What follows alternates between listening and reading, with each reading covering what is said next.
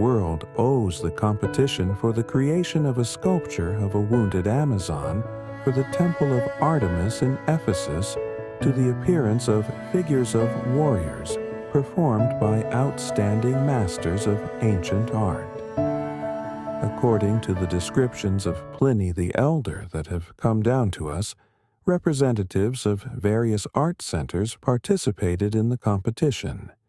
Phidias represented Athens, Polycletus and Phradmon Argos, Cressylae and Kydon Kydone. An interesting fact is that the winner was determined by the number of votes cast for second place after the survey of the performers themselves. Naturally, each master awarded the first place to himself. The places were distributed as follows. Polycletus took first place, Phidias took second place, Cressyl took third place, Kydon took fourth place, and Phradmon took fifth place.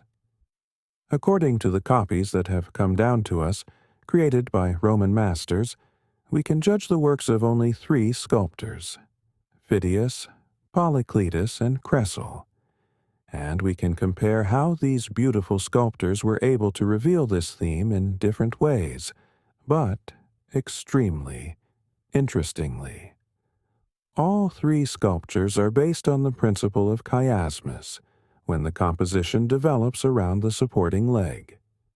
The Amazon of the sculptor Cressyla has a supporting leg placed slightly forward of a 4-sided column, symbolizing the foundations of life. To cross a column is to cross a certain line separating life from death and enter the realm of the dead. The head tilted in the direction of the step taken, the tragically raised hand, and the gradual fading, expressed in the peplos falling from the body, leaving the body defenseless. All this speaks of a sad end. Phidias's composition is more dynamic and full of details. We can conclude that the warrior was killed by a battle axe, that she was trying to confront the enemy. This is evidenced by a firmly standing supporting leg, a proud look from under an upraised hand breaking the enemy's weapon.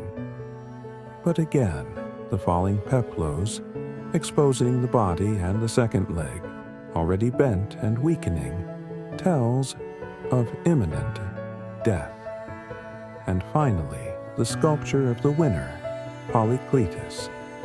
The idea is the same as Cressyl's, entry into the halls of Hades, but more situationally developed and more understandable for an ordinary person.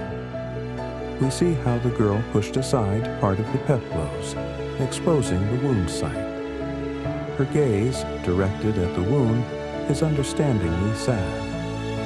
A hand raised to the sky with open fingers calls to the gods for help, but the cloak is wrapped around the neck and pulls the body to the ground.